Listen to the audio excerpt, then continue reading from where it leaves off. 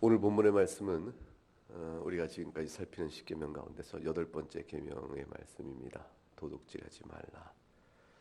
하나님께서 도둑질하지 말라 이렇게 말씀하신 것은 사실 우리가 굳이 말씀하지 않아도 다 아는, 도둑질이 선하다고 볼 수는 아무도 없고 우리 일반 보편적 양심에 도둑질은 다 악하다 생각하고 있는데, 굳이 그것을 더하신 말씀의 뜻은 어디 있을까? 그것은 하나님께서 세우시는 거룩한 공동체의 성격과 맞물리고요. 죄의 성질이 하나님 앞에서 어떻게 드러나는 것인가를 생각할 때 죄의 한 양상으로 도둑질은 아주 뚜렷하게, 너무나 흔하게, 너무나도 가볍게 다뤄지기 때문에 특별히 그런 말씀을 주셨다 생각할 수 있습니다. 8계명을 생각하면서 첫 번째 마음에 두어야 될 것은 도무지 이 도둑질을 하지 말라는 것이 왜 죄인가? 아니, 어떤 의미에서 죄인가? 왜 죄인가는 두말할 필요 없을 것 같아요. 근데 어떤 의미에서 죄인가 하는 그 죄의 성질을 좀 아는 것, 그것이 참 중요합니다. 성경은 우선 도둑질이라는 죄를, 그것을 가볍게 취급하지 않습니다. 그것의 무게를 간음이나 우상 숭배와 같은 정도의 무게를 지닌, 죄의 무게를 지닌 것으로 다루어갑니다. 예컨대 이제 고린도전서 6장 9절부터 10절 말씀을 보게 되면, 불의한 자가 하나님의 나라를 유업으로 받지 못할 줄 알지 못하느냐, 미혹을 받지 말라. 음행하는 자나 우상 숭배하는 자나 간음한 자나 탐색하는 자나 남색하는 자나 도적이나, 그러셨죠. 탐욕을 부린 자나 술 취한 자나 모욕하는 자나 속여 빼앗는 자들은 하나님 나라를 유업으로 받지 못하리라 그랬습니다. 여기서 사실 속여서 빼앗는 자나 도둑질이나 이게 다 8계명에 저촉되어진 사례가 인데, 그 사례를 두 번 반복하고 있습니다. 도둑질이나 강도질이나 속여 빼앗는 그 어떤 것도 하나님 나라에 들어갈 수 없다라는 이 말씀은, 우리가 일반적으로 내가 무슨 큰 죄를 졌는가, 내가 살인한 적 없고 내가 뭐 특별한 죄 진 거 없어 라고 말을 하면서도, 뭐 작은 의미에서의 도둑질, 그냥 일상적으로 하는, 글쎄 엄격한 의미의 도둑질 안 하고 사는 사람이 있겠나 싶어서 말하는 그런 식의 도둑질 정도 나도 했지만, 그렇다고 해서 누구나 다 아는 것인데 아는 사람이 누가 있겠나 싶어서 괜찮다라고 말하는 그런 식의 죄를 가볍게 여기는 태도가 성경의 교훈에 비추면 얼마나 위태로운 생각인가 하는 것을 생각하게 합니다. 주님께서 모든 탐심을 물리치라고 누가복음 12장에서 말씀하셨어요. 사람의 생명이 그 소유에 넉넉한 데 있지 아니하리라 그랬습니다. 탐심은 그것을 기초해서 다른 사람의 소유를 빼앗고자 하는 행위까지 나가게 되어지면, 소유는 부유해질지 모르지만 그와 같은 악한 수단과 방법을 쓸 때의 하나님 내리실 심판의 크기를 생각하라. 그러므로 골로새 3장 5절은 이 도둑질의 근본적인 동기가 탐심에 있음을 생각할 때, 땅에 있는 지체를 죽이라. 곧 음란과 부정과 사욕과 악한 정욕과 탐심이니 탐심 우상 숭배니라 이렇게 말씀했습니다. 그렇다면 도둑질을 행하도록 하는 내적인 동기가 그 정욕의 성격이 탐심이요, 그 탐심은 또 우상 숭배라 했기 때문에 도둑질을 우상 숭배와 방불한 죄의 무게로 다스리는 것은 성경적 교훈, 그런 성경적 교훈을 우리가 이해할 만한 것이라. 아, 그렇구나. 우리가 부패하여 죄를 가벼이 여기는 것이지 하나님 보실 때는 그렇지 않다는 사실을 마음에 두어야 할 것입니다. 그러면 어떤 행동들이 도둑질인가 하는 도둑질의 유형들을 우리가 좀 살필 필요가 있죠. 칼빈은 네 가지 유형을 얘기합니다. 한번 들어보세요. 첫째 하나는 강제로 다른 사람의 소유를 빼앗으면 그것은 도둑질이다. 이게 뭐 이해할 이 여지가 없습니다. 강제로 빼앗는 것. 두 번째 또 다른 것은 악한 관계로 속여서 뺏는 것입니다. 관계로 속여서 뺏는 것, 그것도 도둑질이다. 세 번째는 합법적인 방식을 위장해서 결국은 자기 이익을 취하게 남을 이게 해를 끼치는 것, 그것도 역시 도둑질이다. 사실은 합법적인 방식을 통해서 남의 것을 찬탈해가는 일들은 부당하게 권력 앞에서 어쩔 수 없이 빼앗기고 많은 사람들의 슬픔과 어려움 속에서 우리가 아는 일들이죠. 마지막으로 흔히 우리가 도둑질이 아닌 것처럼 생각될 수 있으나 엄밀히 보면 여전히 도둑질이 죄악이 되는 것이 있어요.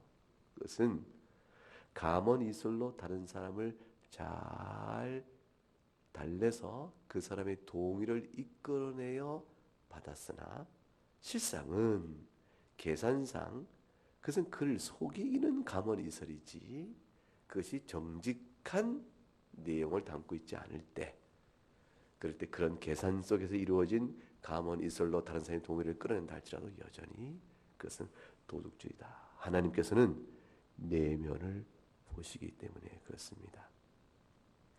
이와 같은 칼빈 네 가지 유형을 얘기했는데 그 네 가지 유형과 관련돼서 오늘 여러분 하이델베르크 요리문답에서는 이와 같이 말씀을 정리해주고 있습니다. 한번 주보 안에 보게 되면 제3면에 주일 오전 예배 인용할 자료로 하이델베르크 요리문답이 기록되어 있습니다. 질문 110을 문답을 살펴보도록 하겠습니다.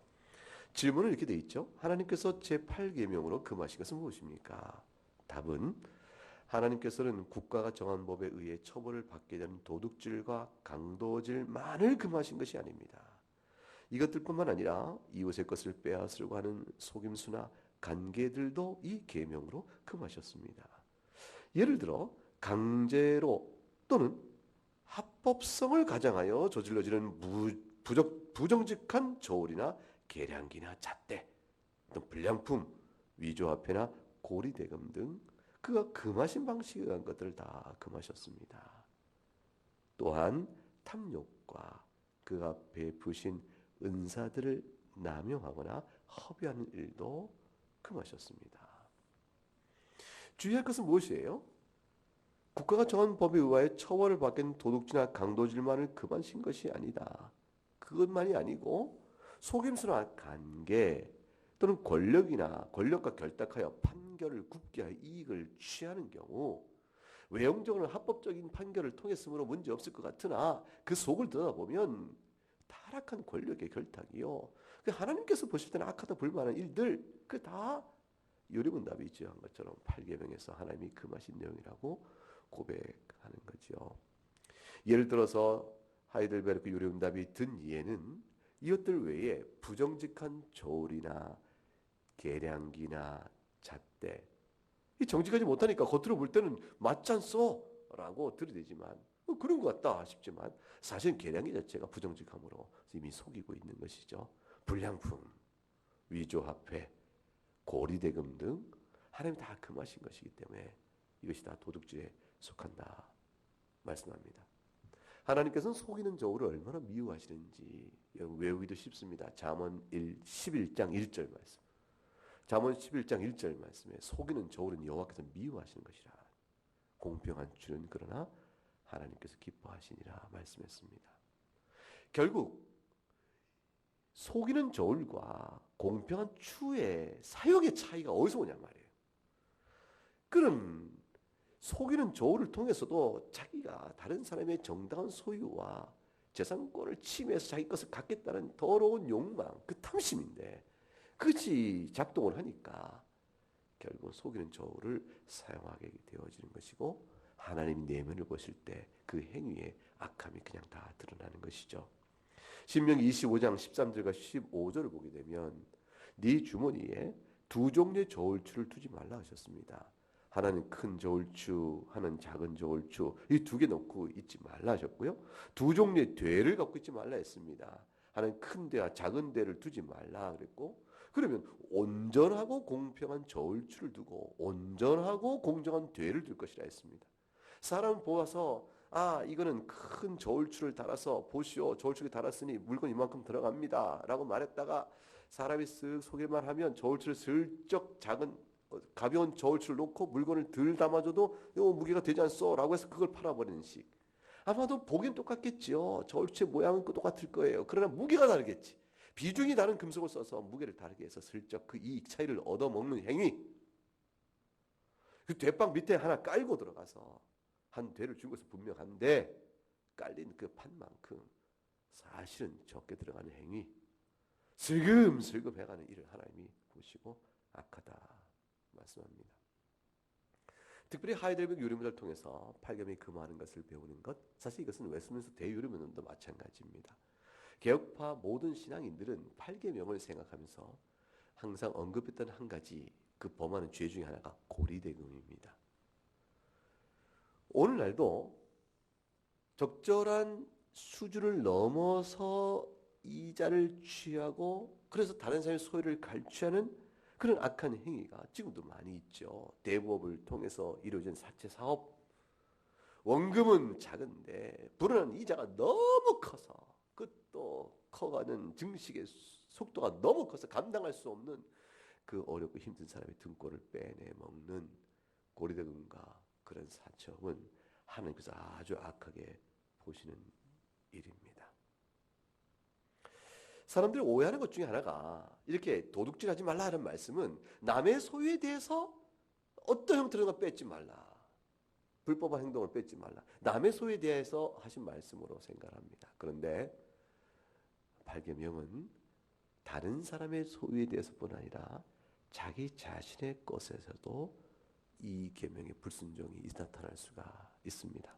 아니 세상에 내 것에 대해서 무슨 도둑질한단 말이요. 내 것에 무슨 도둑질 말이요.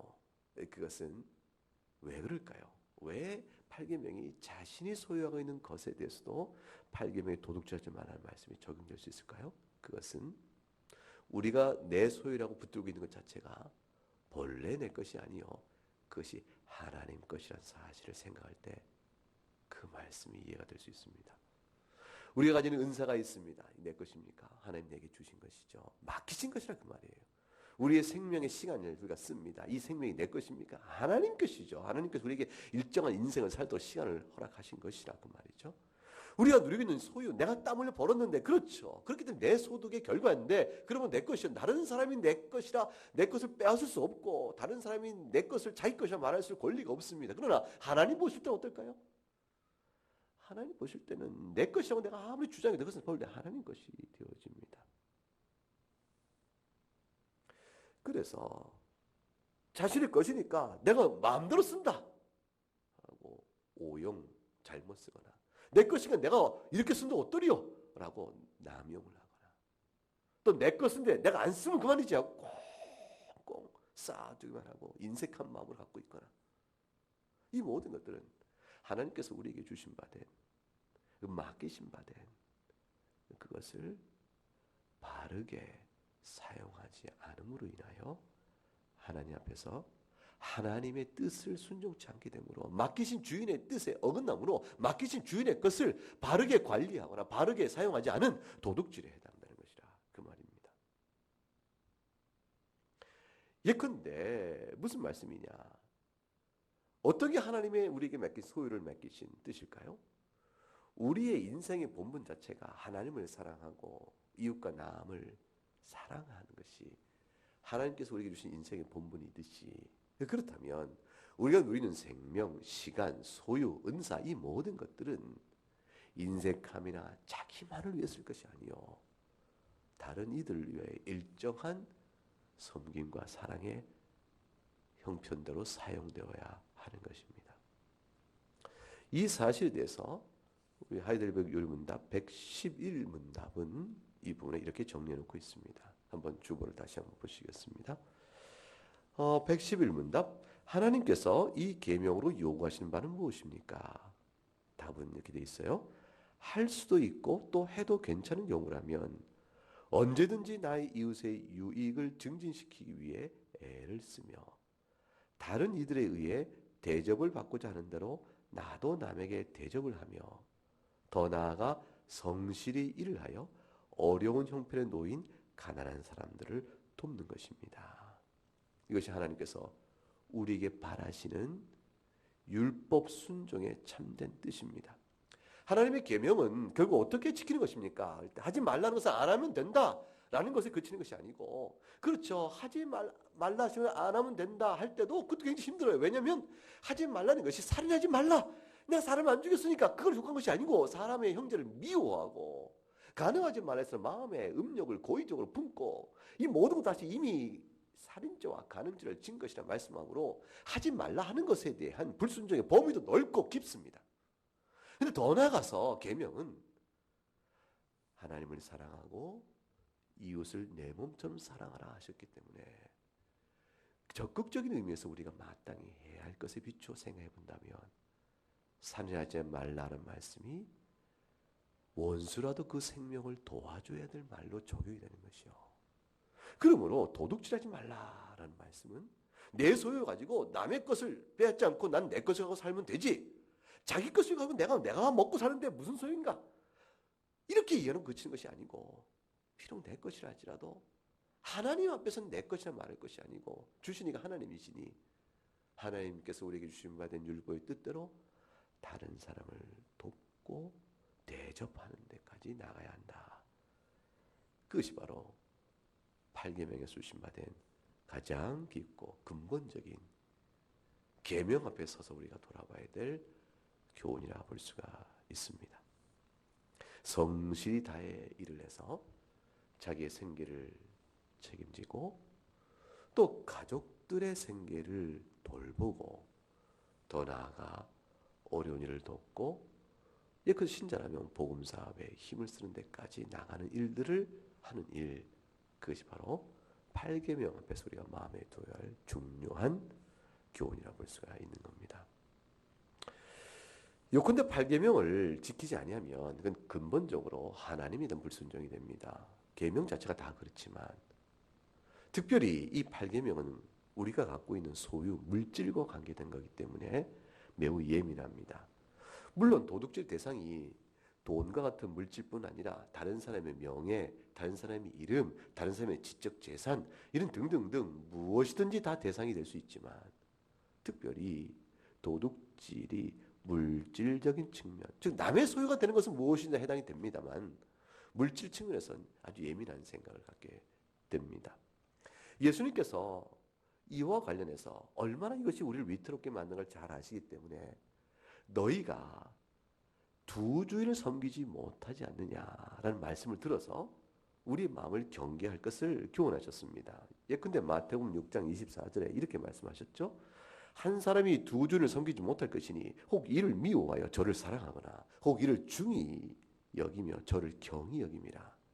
따라서 너희가 하나님과 재물을 겸하여 섬기지 못하느니라 그랬습니다.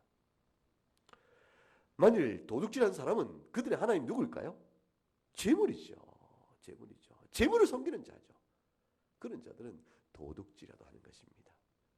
수단과 방법을 가리지 아니하고 도둑질합니다. 심지어 자기 영혼을 팔아서라도 물욕을 채우고자 하는 마음을 갖게 되어지죠.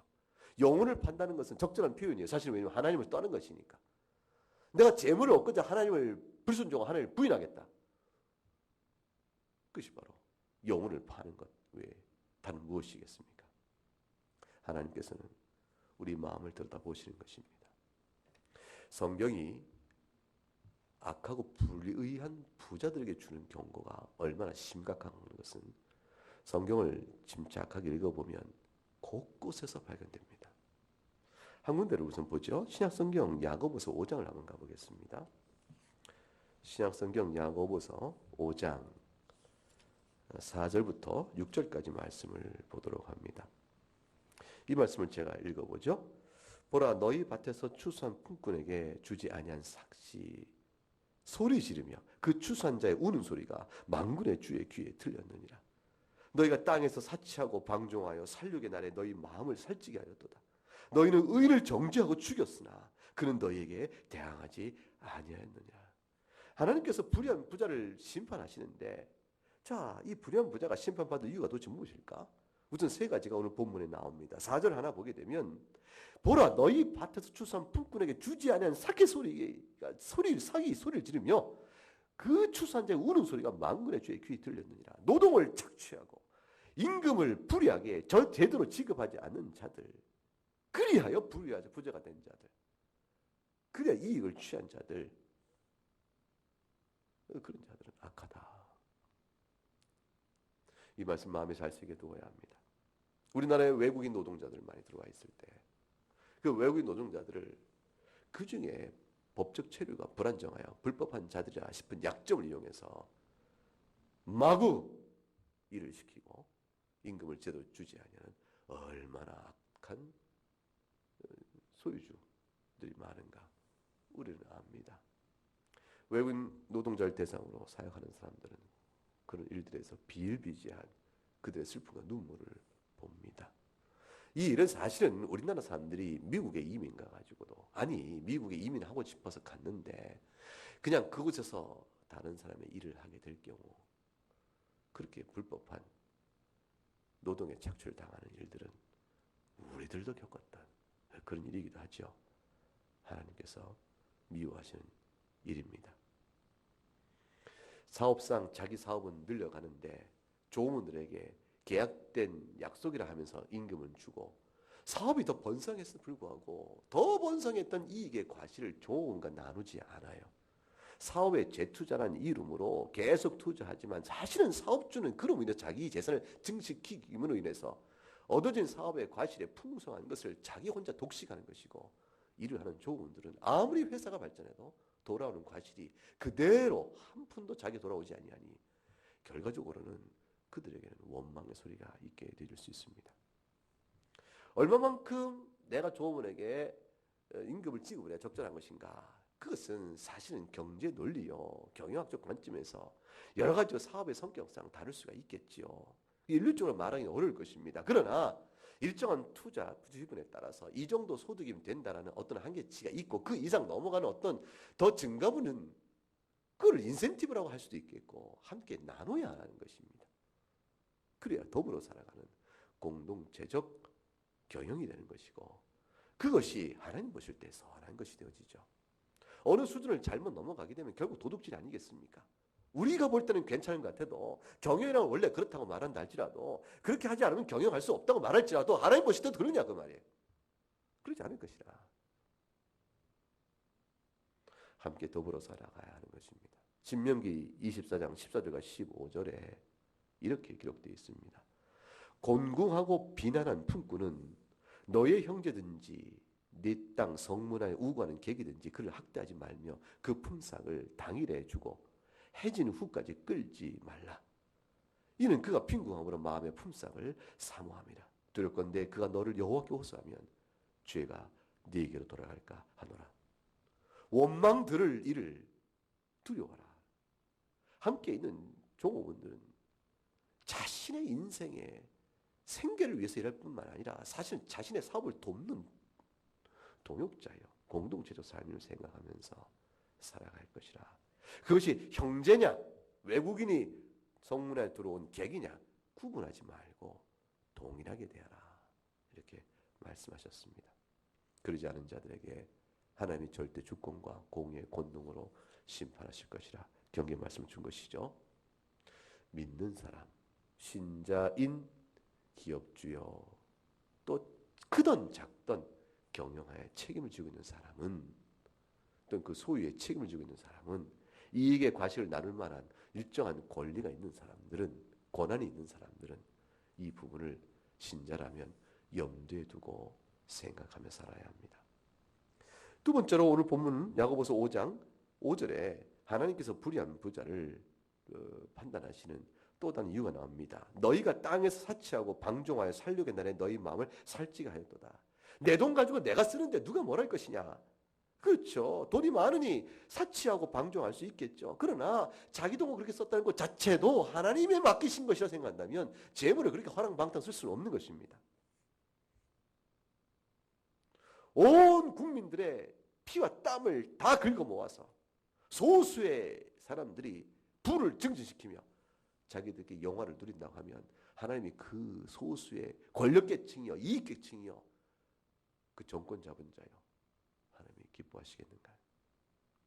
북한의 공산권 정권이 악한 것은 인권 유린이요 뭐 탄압이요 말할 것 없지만 이 지금 말씀하신 이 부분에 비추어서도 저들의 죄악은 하늘까지 닿을 것입니다. 필리핀이라는 나라도 우리보다 제법 잘 살던 나라였는데 지금 형편없는 나라가 됐죠. 그 나라의 국부에 정확히는 말할 수 없지만 아마 90%가 인구 3% 정도에게 집중되어 있다. 수치의 변화가 있을 수 있습니다. 그러나 제 기억이 정확치 않을 수 있으므로 아주 소수의 사람이 절대를 넘는 국부를 손아귀 쥐고 있으니 그 안에서 대다수의 사람은 생존의 길이 막막한 겁니다. 결국 그 부를 독식하고 사치하고 방종하고 그렇게 하게 되어지면 그들의 심판날에 그들의 돈이, 그들의 재물이 그들을 보호할 수 있을까요? 6절에 보니까 세 번째로 불의한 부자가 당할 심판과 관련해서 의인을 정죄하고 너희가 죽였다 이렇게 되어 있습니다. 여기서 말하는 의인은 가난한 자를 의미합니다. 성경은 야고보서에서 특별히 부자는 악인, 가난한 자는 의인, 다른 어떠한 효용적 수식어 없이 그냥 일반화시켜서 말씀하고 있습니다. 부자 중에 어찌 의로운 부자가 없겠고 가난 중에 어디 악한 가난자가 없겠어요. 사람이 타락하고 부패하고 게으르고 악하여 가난해진 사람이 있겠고 성실하고 주님 앞에서 믿음의 삶을 잘 삶으로 성경에서 우리가 아는 것처럼 훌륭한 부자들도 있는 것입니다. 그런데 부자와 가난한 사람을 일반화시켜서 부자는 악인의 자리에 놓고 가난한 자를 의인의 자리에 놓고 이렇게 말씀하신 까닭은 도대체 무엇일까요? 그것은 하나님께서 부자 되고자 하는 사람들의 마음속에 있는 이 담력의 덩어리가 그 욕망 때문에 얼마나 많은 죄를 짓는가, 얼마나 많은 도둑질의 죄를 범하는 일이 허다한가, 그리하여 그들이 치부를 누리는가에 대한 너무나 타락한 세상의 모습을 잘 보기 때문에 그 사실을 극적으로 설명하기 위해서 그렇게 설명하여 쓰고 있는 것이라 볼 수가 있습니다. 5장 1절부터 3절 그 말씀은 이렇게 되어 있어요. 1절에 들으라 부한 자들아 너희에게 이 말 고생하는 말만 울고 통곡하라. 이때 부한 자는 그들이 부를 축적한 악한 행위 때문에 받을 심판의 대상자들이죠. 너희 재물은 썩었고 너희 옷은 좀 먹었으면 너희 금과 은은 녹이 슬었으니 얼마나 쌓아놨으면 재물은 썩어버리고 옷은 좀 먹고 금과 은까지 녹슬 정도로 쌓아놓고 그들의 이기적인 생각에 그렇게 악을 행했으므로 너희가 마지막 날에 말세의 재물을 쌓았으니 너희 재물이 너희를 심판날에 너희를 보호할 것 같으냐. 하나님께서 이와 같이 보시기 때문에 만일 신앙의 힘과 신앙의 동기와 자극을 끌어내서 그것을 가지고 하나님을 믿는 자들이 받을 복일 것이라 이렇게 얘기한다면 복음의 가르침과 아주 반대되는 위태로움을 가르치는 것이 되어지죠. 교회가 타락하면 그렇게 됩니다. 하나님께서는 영혼과 육신을 다 구원하셨죠. 예수 그리스도 안에서 우리의 육체와 영혼을 한 인격이니까 영육은 하나의 인격이므로 그리고 우리를 다 구원하셨다 할 때는 영혼과 육신을 구원하신 것이 맞습니다. 그러므로 우리가 하나님 나라에 이르게 되어지면 주께서 이루실 새하늘과 새 땅에 들어가게 되어지면 그날에 우리는 영혼만 거룩한 것이 아니요 영혼만 완전히 거룩해지는 것이 아니라 육신도 다시는 슬픔과 병든 것과 아픈 것과 사망이 없다 그랬었어요. 육체에 우리가 완전한 구원을 받는다는 뜻이죠. 그러나 이 땅에서도 그러냐 그 말이에요.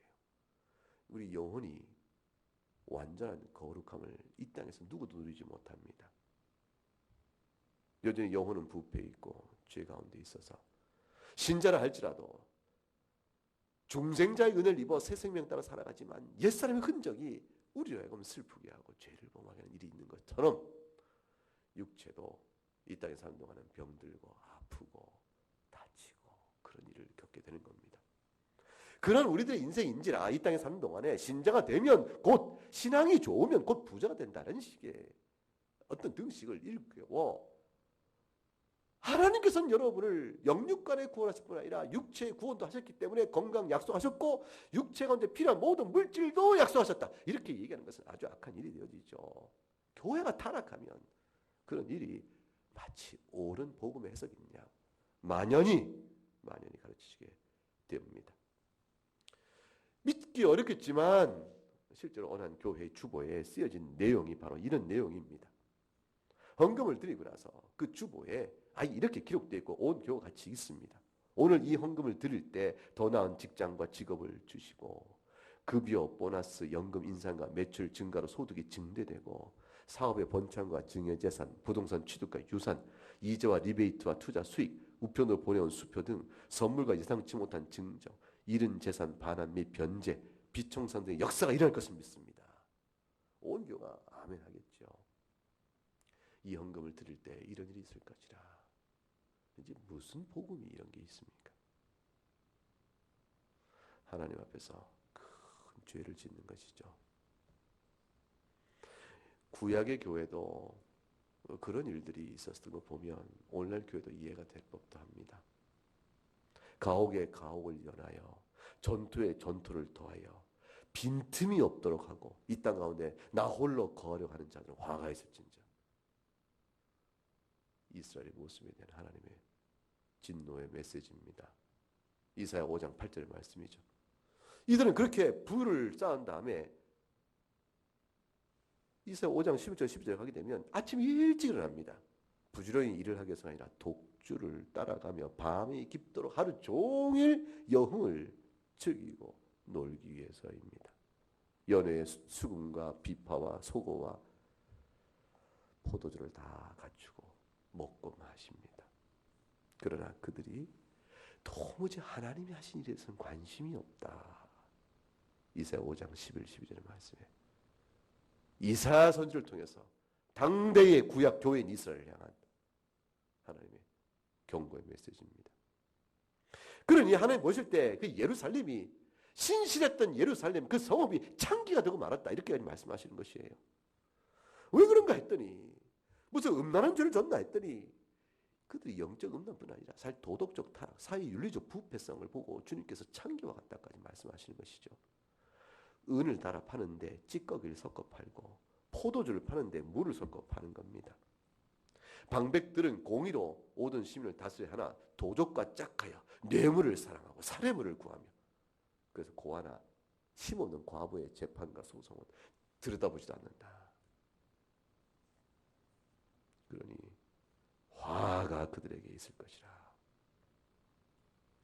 아모스 시대에 가게 되면 아모스 선지자가 6장 1절 4절 6절에 이렇게 말씀했습니다. 들어보세요.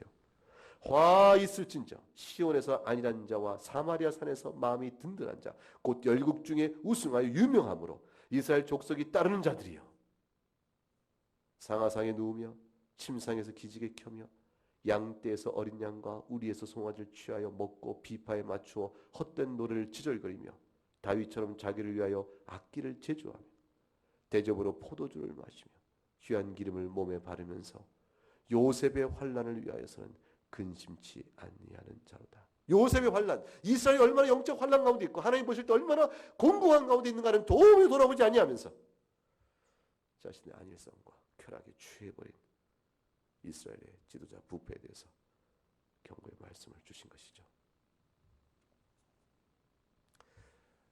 사랑하는 교우 여러분, 하나님께서는 불의한 부의 축적을 아주 미워하십니다. 도적질하지 말라 말씀하셨습니다. 시편 37편 16절과 17절에 그러므로 말씀하시기를 의인은 소유가 적더라도 소유가 풍부한 악인보다 더욱더 이길 것이요 승할 것이라 그랬습니다. 악인의 팔은 부러질 것이요 의인은 여호와께서 붙드신다 말씀하셨습니다. 요컨대 신자는 부자가 되려고 생각하면 안 되는 겁니다. 아니 부자가 되는 것은 성경에 있는 것이고 그 자체가 악한 일이 아닌데 어쩌면 그렇게 말씀하시는 거요? 그렇죠. 부자가 돼도 됩니다. 여러분이 다 부자 되면 좋겠지요. 그러나 생각해 보세요. 부자가 되고자 하여 마음의 탐심과 그 탐욕에 이글이글 끌려가면서 거기에 종도 타면서 그리하여 과욕, 눈이 멀어서 자신이 지금 어느 길로 가는지도 모르고 가는 그런 부지기수의 수많은 죄악의 행위들, 그 비참한 그로 인한 결과들, 그것들을 맛보기를 원하십니까? 아니잖아요. 여러분 사기를 왜 당합니까? 살림만 하는 아내도 여보 그것은 사기예요. 그건 하지 마라 속지 마라 그랬는데도 불구하고 당신 알긴 뭐하냐? 있는 집문서까지 다 긁어서 사기꾼에게 낼름 줘버리고 잠시 뒤에 속았구나 싶어 땅을 치고 집 내쫓기고 거지가 되어버린 그런 사람들 많죠?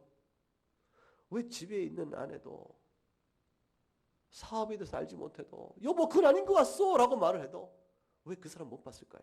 당사자는 자기 안에 있는 탐욕 때문에 그런 것입니다.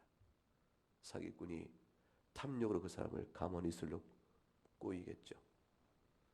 마음의 탐욕이 지글지글대자 눈을 가리워서 죄든인지 모르고 그만 갖다 다 줘버리고 사기를 당하게 됩니다.